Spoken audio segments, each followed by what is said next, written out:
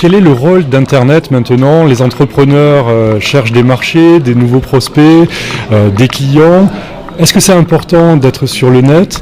Bon, évidemment, je crois que la question est facile à répondre. C'est évident qu'il faut être sur Internet. Les plus jeunes entrepreneurs, pour eux, c'est naturel. Donc, ils sont nés, vivent avec. Donc, c'est un réflexe qu'ils adoptent dès le début. Pour les entrepreneurs qui sont un petit peu plus âgés, on va dire, c'est un petit peu plus difficile. Mais grosso modo, l'Internet a bouleversé plusieurs choses. Elle a bouleversé la visibilité de l'entreprise sur le net et auprès de ses clients, auprès de ses concurrents. Elle a bouleversé la vente. La vente aujourd'hui travaille de manière très différente à ce qu'elle faisait à l'époque. Aujourd'hui, c'est beaucoup plus facile de s'informer sur ses clients. C'est beaucoup plus facile de collaborer au sein de l'entreprise avec des partenaires ou avec les clients eux-mêmes. Et donc, oui, la réponse c'est l'Internet est probablement quelque chose que la PME doit embrasser. Je crois que pour prendre des outils très simples, le premier, c'est d'être présent sur le net, non seulement avec un site web, ça on le sait depuis très longtemps, mais être présent sur des réseaux dits sociaux, typiquement comme LinkedIn, c'est d'être présent alors, en tant que personne, en tant qu'entreprise, de faire partie de groupes et de forums, de suivre un petit peu l'activité du marché de son domaine, de son domaine particulier, d'utiliser évidemment LinkedIn pour faire de la surveillance de la concurrence, d'utiliser LinkedIn pour engager des collaborateurs. Donc typiquement LinkedIn, c'est un outil qui révolutionne finalement le monde de la PME, c'est très très accessible.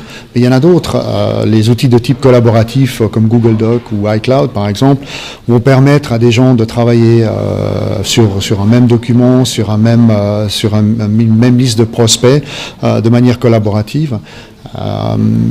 Il y en a d'autres. Enfin, il y a tous les outils qu'on appelle le Salesforce Automation qui avant étaient réservés aux grandes entreprises. Aujourd'hui, avec très peu d'argent ou même pas d'argent, on peut monter un outil d'assistance à la vente très très performant en collaboration avec les clients, avec les distributeurs, avec les vendeurs, les internes, les externes.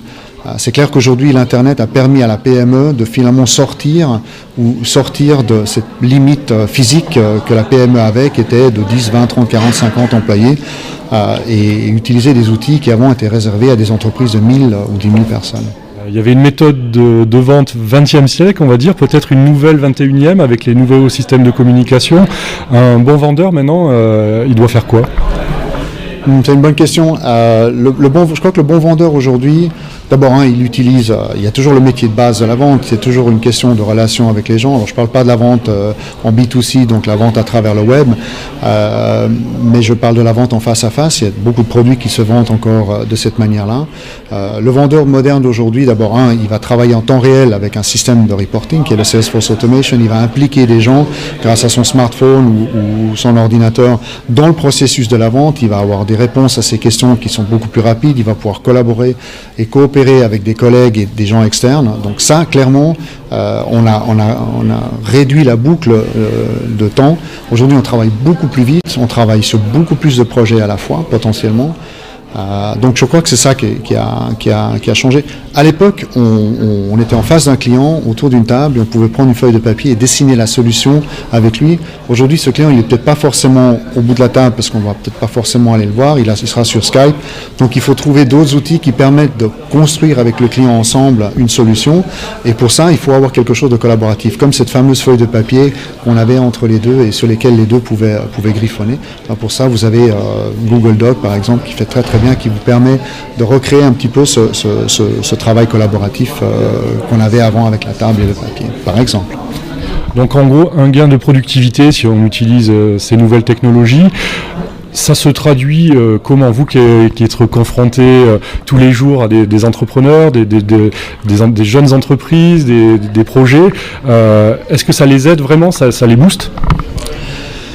Si je prends l'exemple des cours dans lesquels nous participons, donc CTI Entrepreneurship, un cours que je dirige, là on a 40 trainers, on a près de 200 élèves, on met dans la classe 3 trainers à la fois, donc ils travaillent tous les 3 ensemble sur le même contenu, ils pitchent ensemble, donc il y a tout ce travail collaboratif qui fait qu'avant avec le PowerPoint qu'on devait s'envoyer, etc., c'était absolument, même avec Dropbox, c'était horrible. Donc aujourd'hui, le fait que les choses soient complètement dématérialisées, qu'elles soient sur le cloud, ça permet une collaboration Donc ça, c'est typiquement un exemple. Le fait qu'on utilise, au lieu d'envoyer un email, qu'on écrive directement dans la bonne page, dans le logiciel de gestion de vente, ça permet d'économiser énormément de temps, ça permet de contextualiser toute l'information au lieu de recevoir finalement ce bon vieux email qu'il faut lire, qu'il faut classer, etc., qui est une horreur comme tout le monde sait.